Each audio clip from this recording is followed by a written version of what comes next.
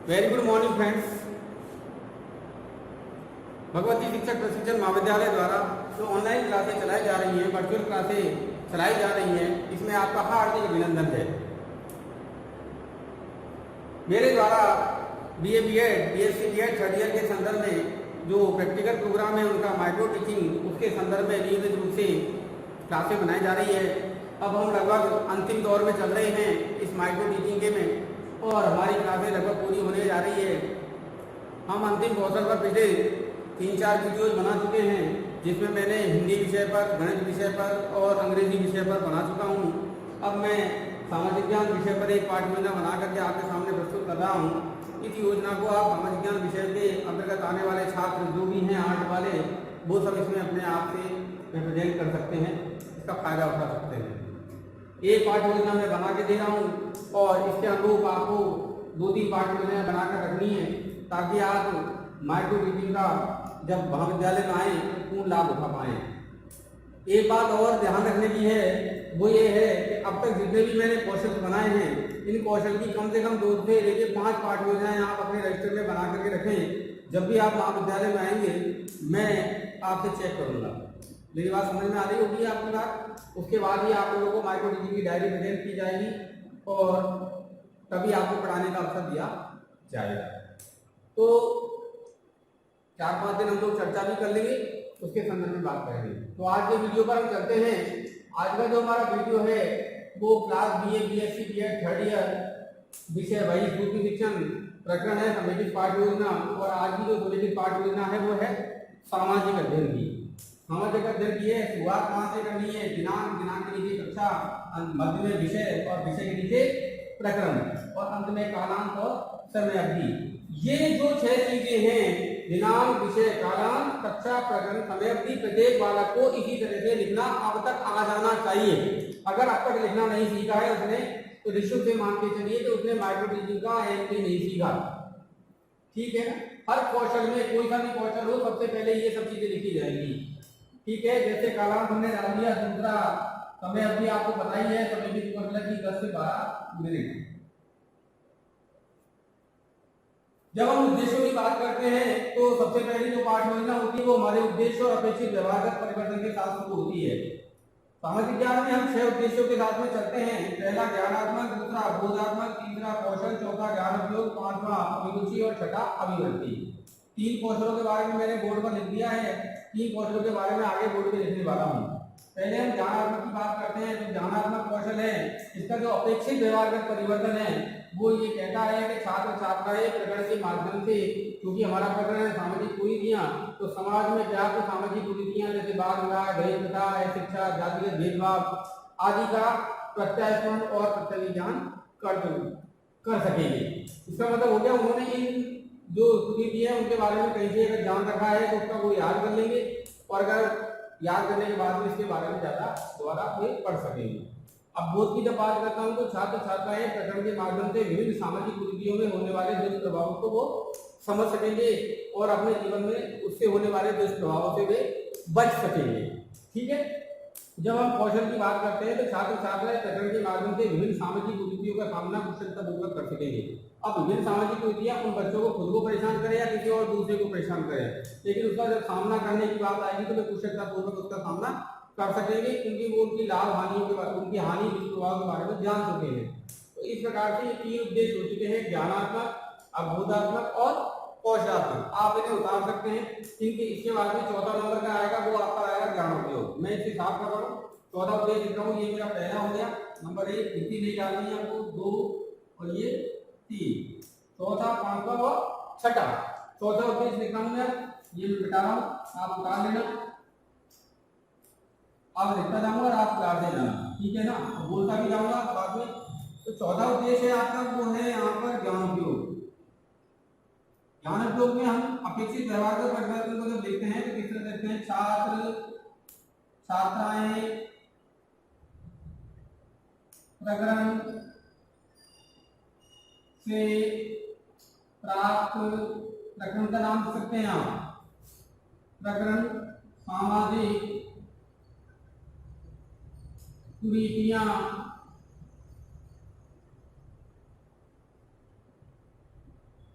से प्राप्त ज्ञान का अपने दैनिक जीवन में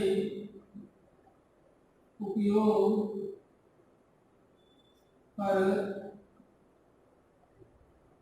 सकेंगे।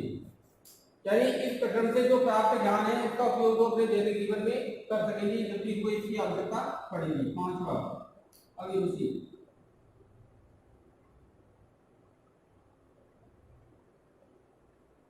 ठीक है, छात्र छात्राएं प्रकरण सामाजिक कुरीतियां के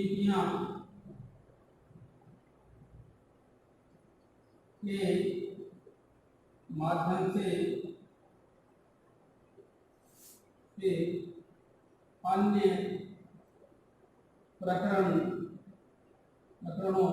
में रुचि रख सकेंगे।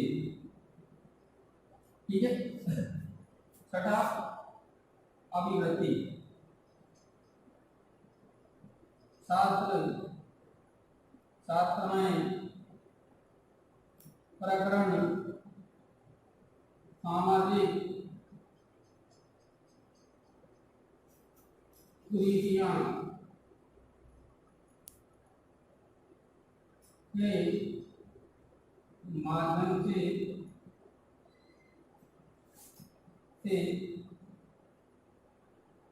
जीवन में सकारात्मक दृष्टिकोण विकसित कर सकेंगे। ठीक है, ज्ञान उपयोग हो गया। छात्र छात्राएं प्रकरण सामाजिक कुरीतियों से प्राप्त ज्ञान का अपने दैनिक जीवन में उपयोग कर सकेंगे। अभिरुचि छात्र छात्राएं प्रकरण सामाजिक कुरीति के माध्यम से अन्य प्रकरणों में, ठीक है, सामाजिक ज्ञान विषय में और सामाजिक जो भी कुरीतियों को दूर करने के उपाय हैं उनके प्रति अपनी रुचि रख सकेंगे। अभिवृत्ति हो जाएगा अंत में एटीट्यूड। इसमें छात्र छात्राएं प्रकरण सामाजिक कुरीतियों के माध्यम से जीवन में अपने सकारात्मक दृष्टिकोण को विकसित कर सकेंगे। इस तरह से इसके बाद में आपके उद्देश्य पूरे हो जाते हैं। आप यहाँ पर लाइन कह सकते हैं अंत में। और अब जो अगला जो स्टेप आने वाला है आपका, वो आने वाला है आपका सहायक सामग्री, और फिर उसके बाद में हम पूर्व ज्ञान और उसके बाद हम प्रस्तावना, ये 3 टॉपिकों पर चर्चा करेंगे लेसन के पे। सबसे पहले श्यामपट्ट की पूर्ति हो गई, उसके बाद हमने 6 उद्देश्य लिए और 6 उद्देश्यों के नीचे अब अगले पन्ने पर हम क्या जाने वाले हैं तो देखिए आप। ठीक है, ये मैं साफ कर रहा हूँ क्योंकि मुझे बोर्ड की आवश्यकता है पूरी की। तो अगला जो मेरा स्टेप बनने वाला है, उस अगले स्टेप में हम सहायक सामग्री के बारे में, सहायक शिक्षण सहायक सामग्री,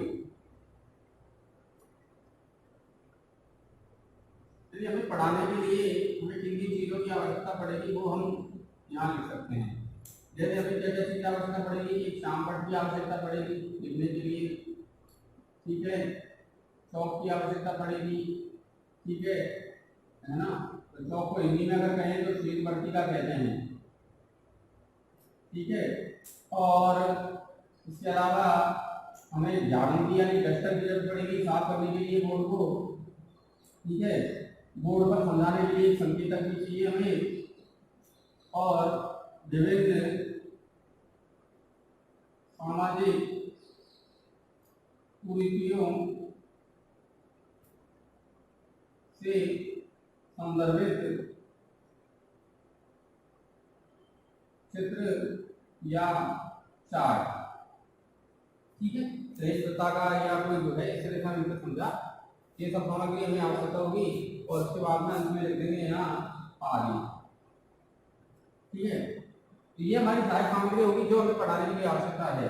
इसके बाद अगले तो हमारा स्टेप आता है तो आता है पूर्व ज्ञान,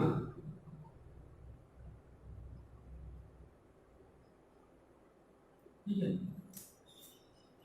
व्यक्ति छात्र सामाजिक संरचना से सामान्य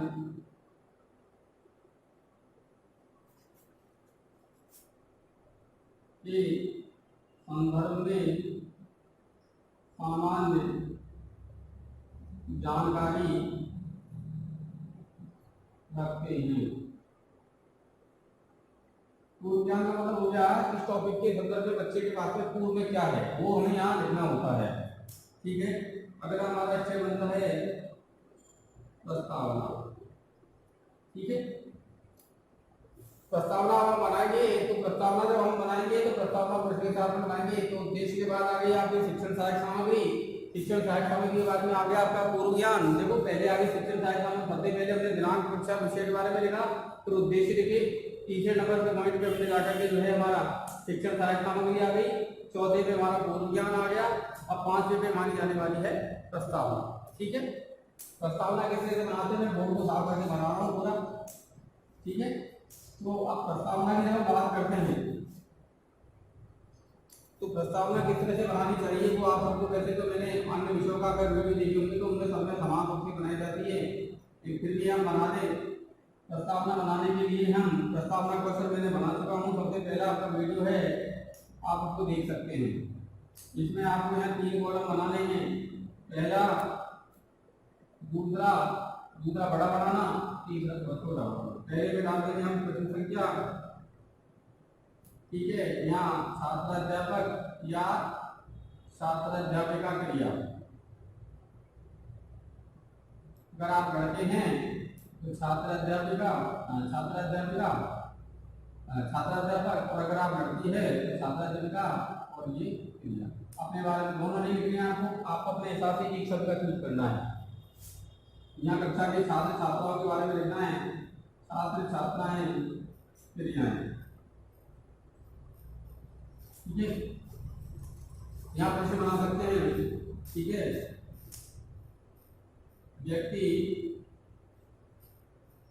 कहाँ निवास करता है।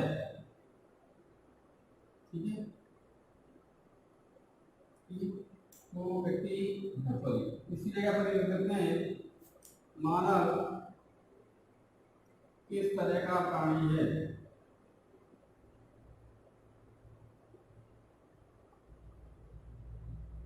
जगह मानव एक सामाजिक प्राणी है।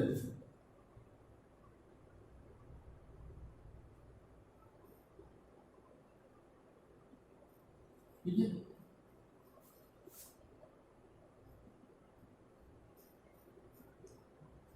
सामाजिक शब्द किससे बना है, यहाँ आ जाएगा हमारा समाज से।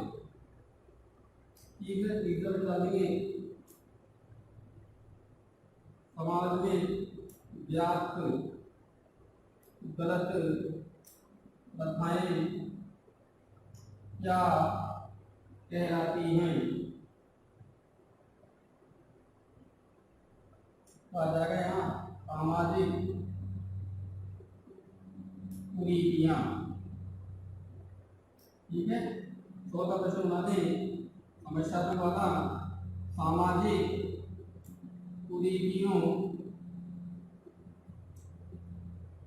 के विषय में आप क्या जानते हैं। ठीक है, आप विभिन्न सामाजिक कुरीतियां भी पढ़ा सकते हैं और एक भी पढ़ा सकते हैं। ठीक है ना, ये प्रश्न हो जाएगा आपका समस्यात्मक प्रश्न। ठीक है, तो ये आपकी प्रस्तावना हो गई।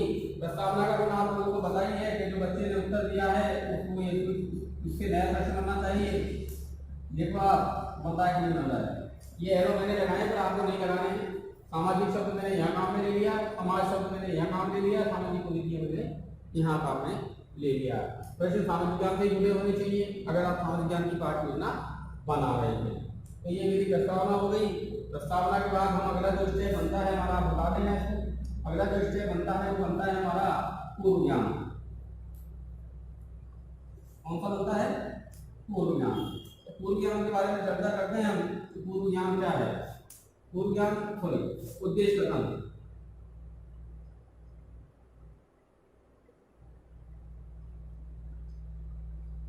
ठीक है, उद्देश्य कथन लिखेंगे। प्रिय छात्रों या प्रिय विद्यार्थियों, आज हम सामाजिक कुरीतियों के विषय में अध्ययन करेंगे। ठीक है, ये हमारा इस तरह से जो है उद्देश्य कथन हो गया। उद्देश्य कथन के बाद में तो अपने कौन कौन से स्टेप हो गए? सबसे पहले क्या लिखा, ये एक बार चर्चा कर लेते हैं। सबसे पहले हमने लिखी शाम पर पूर्वी, यानी हमने दिनांक कक्षा आदि के बारे में लिखा। दूसरे नंबर पे हमने लिखे उद्देश्य व अपेक्षित व्यवहारगत परिवर्तन। ठीक है, पूरे लेसन प्लान के स्टेप बता रहा हूँ आपको। तीसरे नंबर पर हमने डाला यहाँ सहायक सामग्री। चौथे नंबर पर हमने डाला पूर्व ज्ञान। पांचवें नंबर पर हमने डाली प्रस्तावना। छठे नंबर पर हमने डाला उद्देश्य कथन। ठीक है, सातवें नंबर पर प्रस्तुतिकरण। आठवें पे मूल्यांकन और नौवें पे गृह कार्य। हम कहाँ तक पहुंच चुके हैं? ये हमने लिख लिया, ये हमने लिख लिया, ये हमने लिख लिया, ये हमारा हो चुका है, ये हमारा हो चुका है और यहाँ तक हम पहुंच चुके हैं। और अभी 3 स्टेप जो हमारे बचे हैं इन पर हम चर्चा करने वाले हैं। अच्छा, तो आपने यहाँ से बता दिया होगा। ठीक है, तो अब मैं ब्लैक बोर्ड साफ कर रहा हूँ। कितने टॉपिक हैं हमारे? 9 में से कितने में पहुंच चुके हैं? 6 पर पहुंच चुके हैं। ठीक है,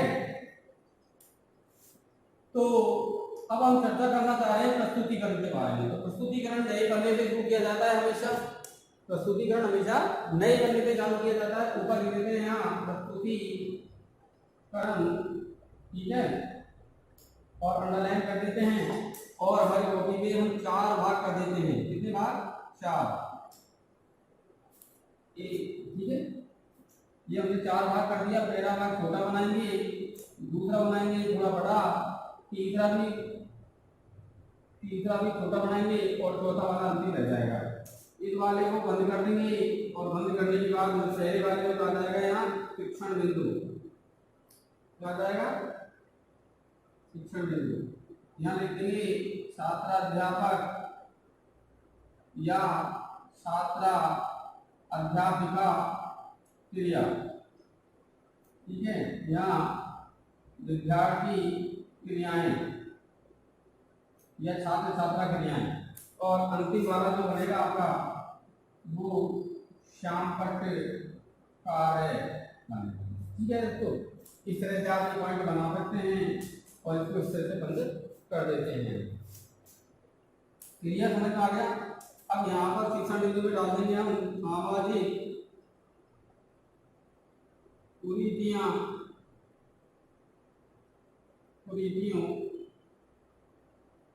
का परिचय व उनके दुष्प्रभाव। ठीक है,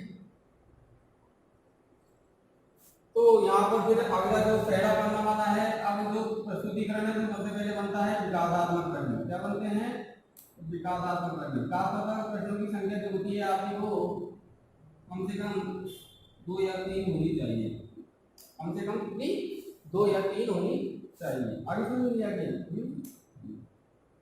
हम कहाँ रहते हैं? तो यहाँ हमारा उत्तर आ जाएगा समाज में। ठीक है, समाज की हानिकारक प्रथाएं क्या कहलाती हैं? बच्चा हमारा जवाब दीजिएगा सामाजिक कुरीतियां। और फिर तीसरा प्रश्न हमारा बन जाएगा सामाजिक कुरीतियों के विषय में आप क्या जानते हैं?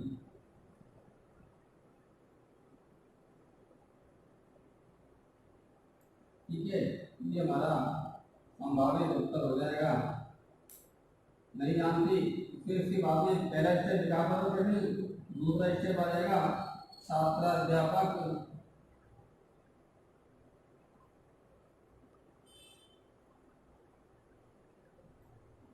विकासात्मक कथन।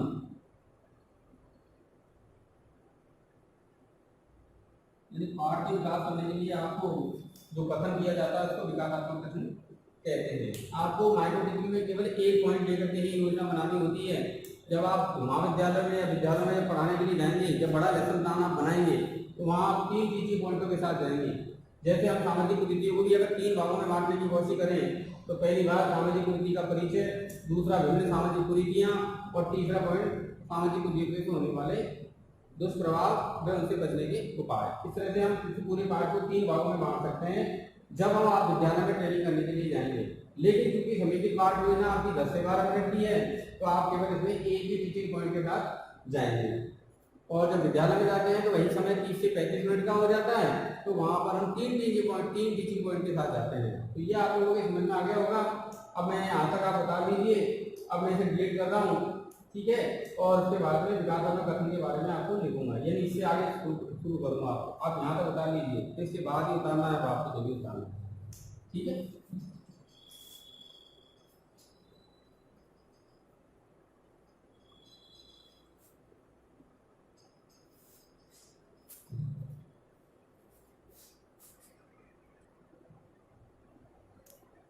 तो विकासात्मक प्रश्न के बाद हम विकासात्मक कथन लिखते हैं। यहाँ पर हम इस टॉपिक के संदर्भ में थोड़ी बहुत जो है हिस्टोरिकल हम 10-15 लाइन की बातें लिखते हैं। इसके परिचय के संबंध में जैसे मैंने लिखा है, मनुष्य सामाजिक प्राणी है, वह समाज की नीति प्रथाओं में विश्वास करता है और सामाजिक संरचना के द्वारा समाज में कई गलत प्रथाएं चली आ रही है तो व्यक्ति उनमें भी विश्वास करता है, और जो व्यक्ति के मानसिक और शारीरिक जीवन में दुष्प्रभाव लाती है। जैसे कम आयु में विवाह होना यानी बाल विवाह, विवाह में दहेज यानी धन देना, किसी वर्ग को अधिकारों से वंचित कर देना, निम्न वर्ग मानकर या उसे और अन्य प्रकार से जातिगत भेदभाव करना, उच्च जाति या निम्न जाति जैसा भेदभाव करना सामाजिक कुरीतियां कहलाती हैं। छुआछूत इनके सब के बारे में आपको यहाँ विकासात्मक कथन में लिखना होता है। यहाँ छात्र छात्राएं ध्यानपूर्वक सुनेंगे, क्योंकि जब अध्यापक इसको बोलेगा तो वे ध्यानपूर्वक सुनेंगे, और शाम पर जो आप लिखते जा रहे हैं वे महत्वपूर्ण पॉइंटों को आप यहाँ दर्शाएंगे। तो इस तरह से विकासात्मक कथन प्रस्तुतिकरण के 3 भाग होते हैं: विकासात्मक प्रश्न, विकासात्मक कथन और बोध प्रश्न। तो विकासात्मक प्रश्न हमने कर लिए, विकासात्मक कथन हमने लिख दिया है, और अंतिम जो कोई बनने वाला है वो बनने वाला है हमारा बोध प्रश्न। इसके नीचे हम देख लेंगे बोध प्रश्न, ठीक है ना। प्रस्तुतिकरण कितने भागों में बटा हुआ है? 3 भागों में। प्रस्तुतिकरण को हम 3 भागों में बांटते हैं। पहला 1, 2 और 3। विकासात्मक प्रश्न, सबसे पहले विकासात्मक प्रश्न होते हैं, फिर विकासात्मक कथन होते हैं, और अंत में बोध प्रश्न होते हैं। तो यानी एक शिक्षक शिक्षण जो पॉइंट है वो हमारे 3 प्रश्न 3 पॉइंटों के आधार पर एक शिक्षण बिंदु हमारा 3 पॉइंटों से बढ़ाया जाता है। तो हमने विकासात्मक प्रश्न पूछ लिए, विकासात्मक कथन कर लिया, अब आती है बारी बोध प्रश्न की। तो बोध प्रश्न को हम कहाँ लिखेंगे? इसी जगह पर लिखेंगे। जब विकासात्मक कथन हमारा खत्म हो जाएगा उसके नीचे हम यहाँ पर हेडिंग डाल देंगे। क्या डालेंगे हेडिंग में? बोध प्रश्न। और आपने जो पढ़ाया है उसमें से आपको यहाँ 3 प्रश्नों का निर्माण करना है, ठीक है। मनमानी हुई, और यहाँ छात्र उसका उत्तर देंगे। तो क्या देंगे? छात्र बोध प्रश्नों का उत्तर देने का प्रयास करेंगे, ठीक है। जैसे पहला प्रश्न डाल दिया हमने, ठीक है, व्यक्ति कैसा प्राणी है?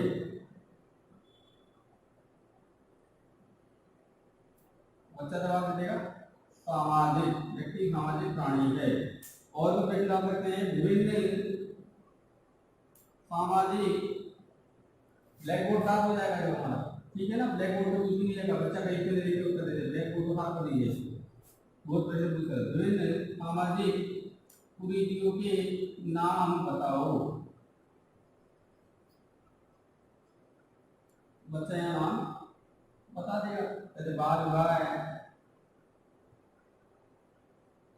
दहेज प्रथा, ठीक है, छुआछूत, जातिगत भेदभाव, ठीक है, आदि, ठीक है। जैसे हमने डाल दिया, बाल विवाह से आप क्या समझते हैं?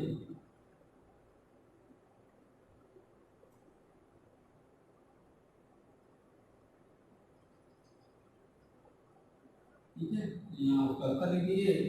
कम आयु में विवाह कर देना बाल विवाह कहलाता है।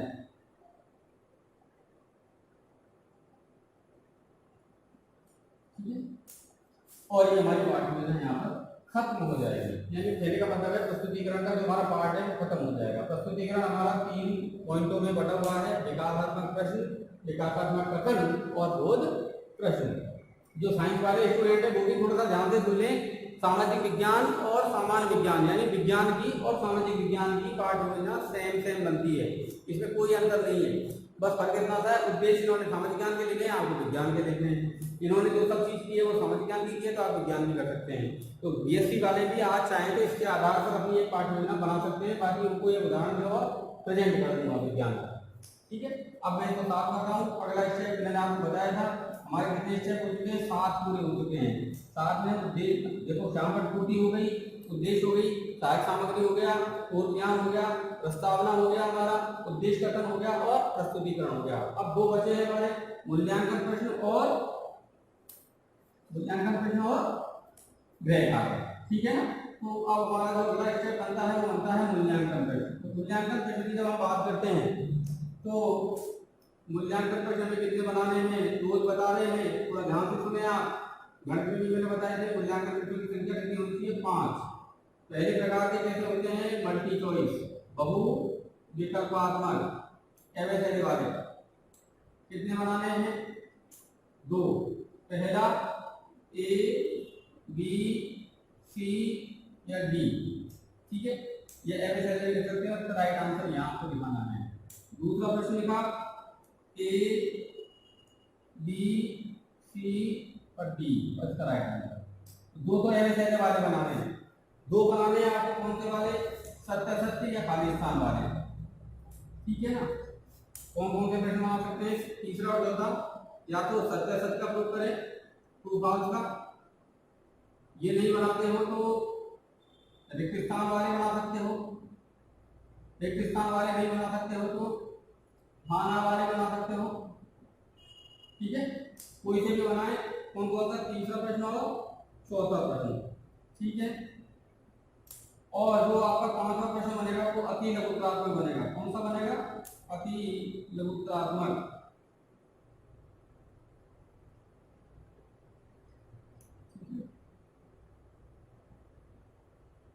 इसमें आपको एक प्रश्न बनाना है, एक लाइन का।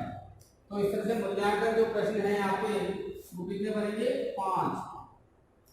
ठीक है, 5 प्रश्न बनाने हैं, 2 एवरेज वाले बनाने हैं। ठीक है, 2 रिक्त स्थान या हाना वाले बना सकते हो या सत्य वाले बना सकते हो। और जो 5वां अंतिम प्रश्न होगा वो अति लघुत्तरात्मक होगा, यानी एक लाइन का। जैसे आपने पूछ दिया बाल विवाह किसे कहते हैं या दहेज प्रथा किसे कहते हैं, ऐसा कोई प्रश्न आप यहाँ पूछ सकते हैं। ठीक है, तो ये मूल्यांकन प्रश्न हो गए। और अंत में आपको डालना है होम असाइनमेंट अर्थात गृह कार्य। ठीक है, और इस गृह कार्य में आपको एक बड़ा प्रश्न देना है। ठीक है, जैसे दे दिया विभिन्न सामाजिक कुरीतियों के दुष्प्रभावों को स्तर का वर्णन कि अपनी कॉपी में घर से लिख करके लेके आएगा वो इस तरह से हमारा एक लेवल मान खत्म हो जाता है। तो आज हमने सामाजिक ज्ञान विषय का इंटीग्रेटेड अर्थात समेकित पाठ योजना का बनाना सीखा। 8 वाले बच्चे जरूर इसके आधार पर अपनी, क्योंकि सबके सामाजिक ज्ञान विषय रहेगी इसलिए उन्हें लेसन प्लान बनाना आना चाहिए। अगर वो नहीं बनाते हैं तो नुकसान में रहेंगे। और एक बात मेरी ध्यान से सुन लीजिए, चाहे वो किसी भी साइंस का बच्चा हो या आर्ट का हो, मैं माइक्रो टीचिंग कॉलेज में आकर के केवल समझा सकता हूँ, लिखवाऊंगा कुछ भी नहीं, आपको यूट्यूब से ही उतारने होंगे। आप अपना रजिस्टर बना लें, जिन लोगों ने अभी तक रजिस्टर नहीं बनाए हैं वो रजिस्टर बनाकर माइक्रो टीचिंग के जितने भी पुराने वीडियो हैं नंबर वाइज उन्हें उतारें और अपना एक रजिस्टर तैयार करें। ठीक है, कोई भी समस्या है तो आप मुझे फोन कर सकते हैं, कॉल कर सकते हैं। धन्यवाद, थैंक यू।